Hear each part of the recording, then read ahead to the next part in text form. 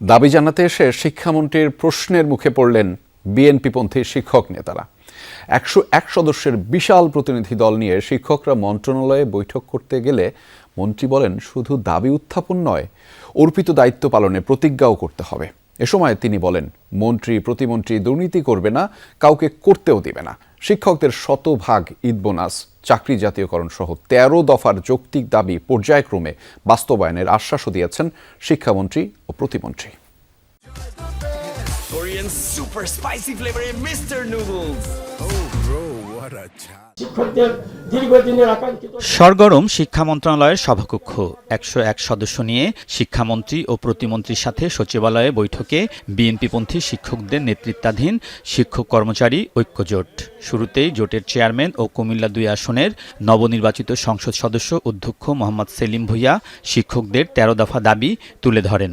কিন্তু একজন এমপি কমপক্ষে 3টি শিক্ষা প্রতিষ্ঠানের চেয়ারম্যান যাতে হতে পারে।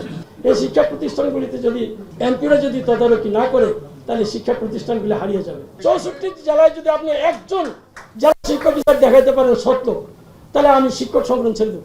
বোর্ডগুলিতে যে চেয়ারম্যান আছে, আপনি ঢাকা বোর্ডে যান জামাত, আপনি কুমিল্লা বোর্ডে যান জামাত, এবং তারা মিটিং করে জামাতের জন্য ভোট চাইছে। তারা সব দাবি নখদর্পণে কাজও শুরু করেছেন জানিয়ে শিক্ষামন্ত্রী এ সময় প্রশ্ন রাখেন শিক্ষক নেতাদের প্রতি।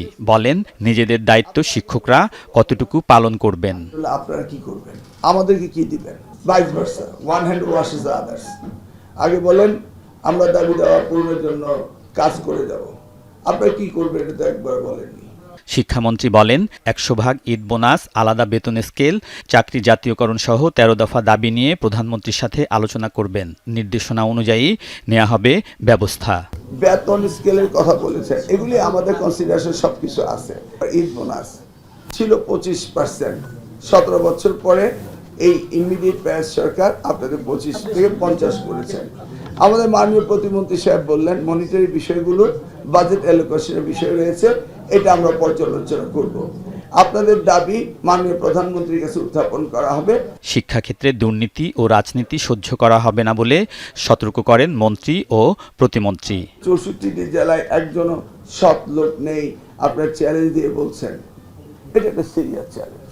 আমার মাননীয় প্রতিমন্ত্রী বললেন, আর আমার রেকর্ড তো আপনারা জানেন যে আমরা দুর্নীতি করি না, করব না, করতে দেব না। ধরে ধরে স্কুল কলেজ থেকে শুরু করে প্রত্যেকটা অধিদপ্তর, প্রত্যেকটা বোর্ড, প্রত্যেকটা জায়গায় চাপরাশি পর্যন্ত পলিটিসাইজড হয়েছে। এইটা আমরা হইতে দেব না। সেটা যার নামে হোক, সেটা আওয়ামী লীগের নামে হোক, জামাত ইসলামের নামে হোক, যার নামে হোক, আমরা আর হইতে দিব না। শিক্ষা খাতের শীর্ষ এই নীতি নির্ধারকরা বলেন, সাধারণ শিক্ষা, ইংরেজি মাধ্যম ও মাদ্রাসা শিক্ষাকে এক ছাতার নিচে নিয়ে আসা হবে। সার্বিক বিষয়েই নেওয়া হচ্ছে দীর্ঘমেয়াদী পরিকল্পনা। আলমগীর স্বপন, যমুনা নিউজ, ঢাকা।